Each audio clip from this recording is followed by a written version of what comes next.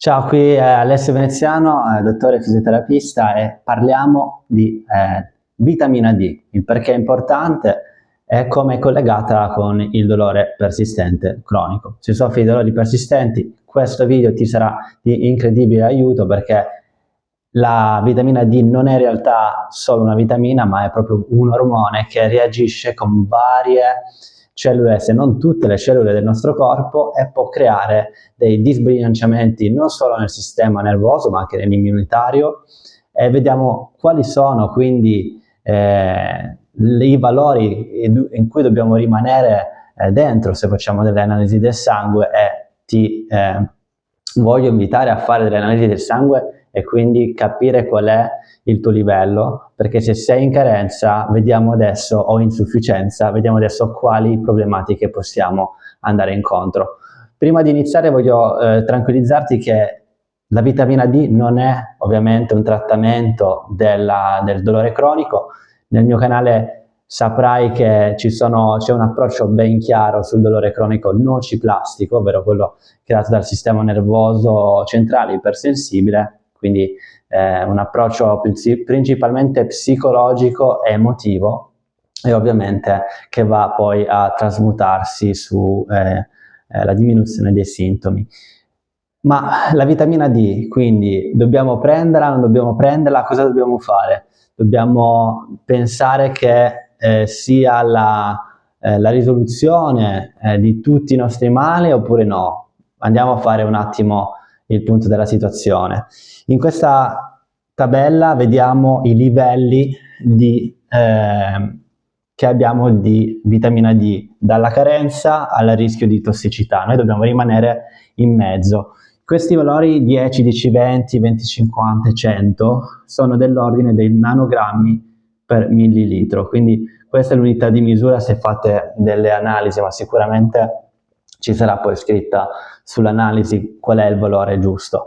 Ma è molto importante sapere che dobbiamo rimanere tra i 20 e i 50 normalmente per avere una sufficienza. La maggior parte delle persone che soffrono di dolori cronici, in base agli studi che avevamo, in base alla mia esperienza, lavorando con centinaia di persone oramai negli ultimi anni con problematiche croniche, è che hanno una insufficienza, se non una carenza di vitamina D, e questo non si va a sapere fin quando non si fanno le analisi. Molte volte il medico di base non le dà prescritte, quindi dovete chiedere voi e dovete informarvi voi sul quando fare queste analisi. Sicuramente farle una volta ogni 2 anni, se non hai sintomi particolari, comunque è una buona prevenzione. Se invece hai dei sintomi di dolore cronico, vai a farli se non hai fatti almeno negli ultimi 2 anni.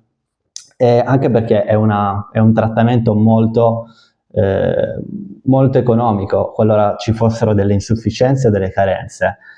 Quindi andiamo a capire, questo è il livello di sufficienza dei 20-50, e nei casi di osteoporosi dobbiamo rimanere intorno ai 30 e 50. Ovviamente non rimanere subito qui nel basso, perché sappiamo che se rimaniamo nella bassa fascia della sufficienza è un attimo che andiamo nell'insufficienza.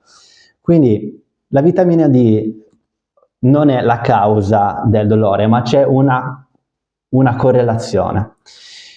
13 minuti di esposizione al sole per 3 volte a settimana, ok? 3 volte a settimana in estate basterebbe ad avere il fabbisogno di tutto l'anno, ok? Ovviamente questi 13 minuti devono essere con un'esposizione con pelle chiara e totalmente un'esposizione al sole. Questo sarebbe importante, ovviamente da fare tutto l'anno, non solo in estate, però ovviamente i raggi del sole in estate sono diversi di quelli dell'inverno, e poi ovviamente dipende dalla regione geografica. Noi in Italia siamo abbastanza fortunati, soprattutto al sud Italia, ma nonostante ciò la carenza e l'insufficienza c'è in tutta Italia. Quindi abbiamo detto che la vitamina D è un ormone, non è solo una vitamina, e se devo dire qual è la vitamina più importante da assumere, se non forse l'unica, è la vitamina D, in base alle mie esperienze e alle mie ricerche. Questo ormone cosa va ad influire? È molto importante saperlo, perché riguarda l'assorbimento del calcio, assorbimento calcio, o anche il deposito del calcio nelle ossa, ovviamente. Forza muscolare. Il calcio viene usato anche per la contrazione muscolare, quindi muscoli. Sistema immunitario e sistema ovviamente nervoso. E adesso qui capiamo perché è molto importante per il dolore cronico, se è di tipologia neuroplastica, e se non lo sai vai a vedere nel link in descrizione, se la tua tipologia potrebbe essere data da un problema di sistema nervoso ipersensibile, vai a vedere nel link in descrizione. Ovviamente c'è anche il fatto che potrebbe regolare il mood, o in altre parole la parte emotiva, le nostre emozioni, e un disbilanciamento potrebbe andare a creare depressione o dei periodi di depressione. Problematiche possono essere tantissime, parliamo di osteoporosi, e ovviamente la prima cosa che pensiamo quando si ha l'osteoporosi è di andare a usufruire della vitamina D, ma non è solo l'unico trattamento. Andiamo a vedere quindi anche come ci si muove, anche dal punto di vista stile di vita, nutrizione. Ora ce ne arriviamo nella nutrizione tra un attimo. Fratture, problematiche di equilibrio, insonnia, fatica. Ovviamente ci sono anche problematiche più grandi di cancro, questo è in base ovviamente agli studi scientifici. Facciamo un'analisi di quelle persone che hanno del cancro, un tumore, vediamo la vitamina D. Su questi studi scientifici degli ultimi anni si vede che c'è un'insufficienza o una carenza. Andiamo quindi alla parte di cosa possiamo fare con la integrazione di vitamina D, non solo dal punto di vista di integratori. Sappiamo che la vitamina D, ovviamente, la prima fonte è quella del sole. 1. Sole. E ti avevo detto prima che già 13 minuti, 15 minuti ogni 3 giorni, quindi non ogni 3 giorni, ma 3 volte a settimana, sarebbe già ottimale e sufficiente per avere una scorta di vitamina D dentro il sangue, comunque dentro il nostro sistema. Non c'è una overdose, quindi non puoi andare in overdose se stai troppo al sole sulla vitamina D, ovviamente. Il nostro corpo è molto intelligente, non è che va a produrre ciò che non gli serve. La nutrizione, quindi secondo, nutrizione.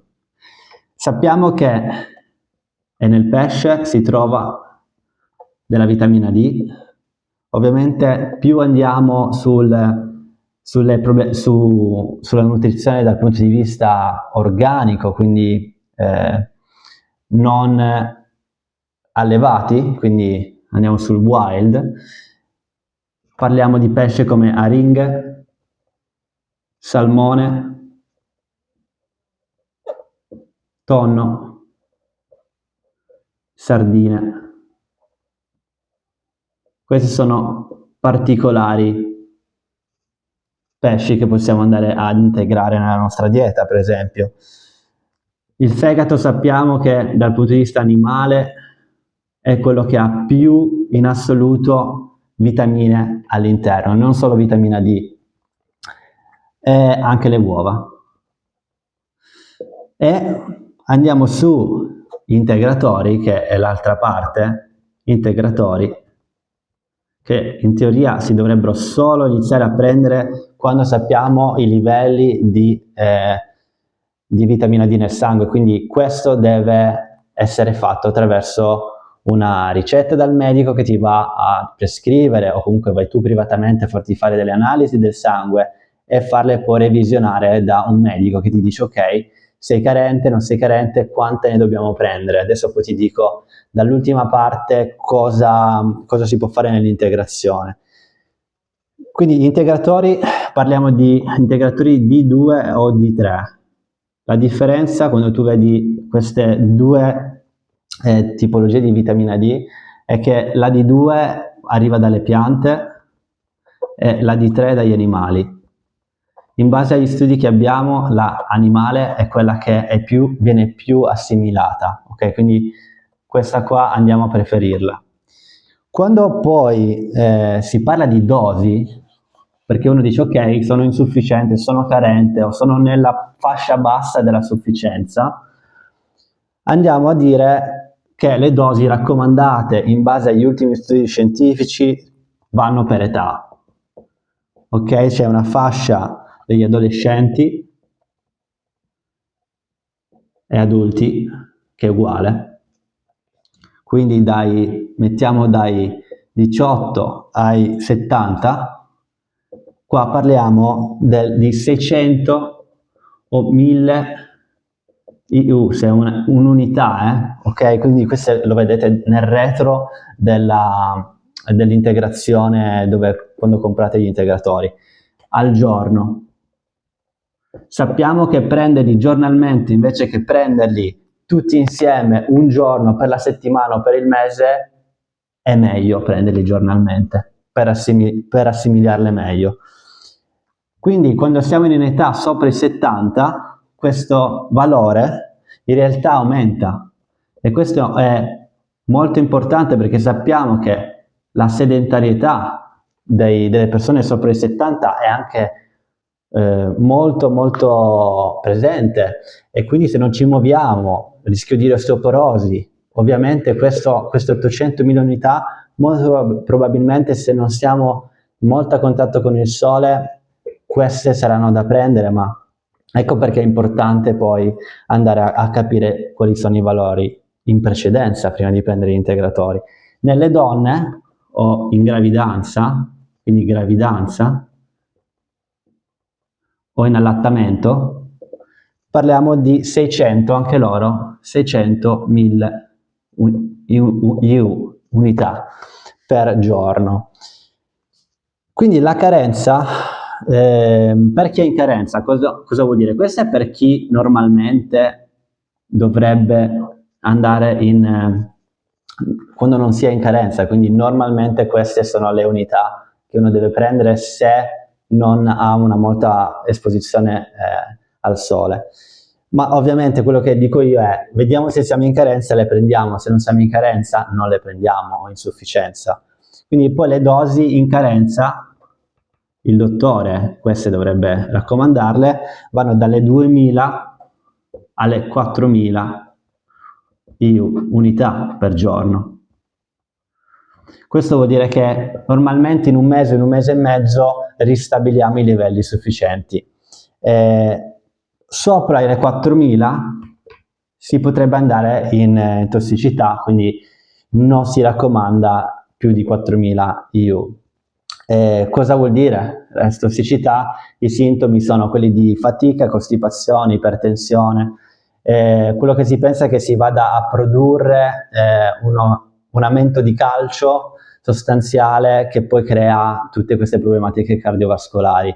In realtà negli studi scientifici non si va veramente ad arrivare a questa tossicità con così poche unità, si dovrebbe andare ulteriormente anche sopra, molto molto sopra, però sicuramente non è un problema nostro l'averne troppa nella nostra società, ma nell'averla poca, quindi non c'è quel rischio, a meno che ogni giorno non si prendano 4000 unità da solo senza un'analisi del sangue. Quindi questo è quello che volevo dirti. Ti invito a fare delle analisi del sangue e a capire i tuoi livelli di vitamina D perché possono essere collegati molto bene con il sistema immunitario e il sistema nervoso e quindi darti anche dei supporti ulteriori alla terapia che già stai seguendo per il dolore. Se non stai seguendo una terapia per il dolore particolare, guardi nel link in descrizione perché io e il mio team stiamo facendo terapie molto innovative che ancora non sono state implementate in tutti i centri d'Italia, ma dall'estero piano piano stanno arrivando. Ho una formazione, diciamo, estera e quindi so che queste terapie saranno nei prossimi anni divulgate il più possibile, perché stanno dando un immenso beneficio a chi soffre di dolori cronici nociplastici, non gestendo il dolore ma curandolo quindi dall'interno, attraverso un approccio principalmente educativo e psicologico. Se vuoi saperne di più, vai nel link in descrizione o guarda gli altri miei video di questo canale. Per adesso è tutto, scrivimi nei commenti se ti è piaciuto questo video o se hai delle domande e farò dei video successivi rispondendo a queste domande. A presto e ci vediamo nel prossimo video. Ciao!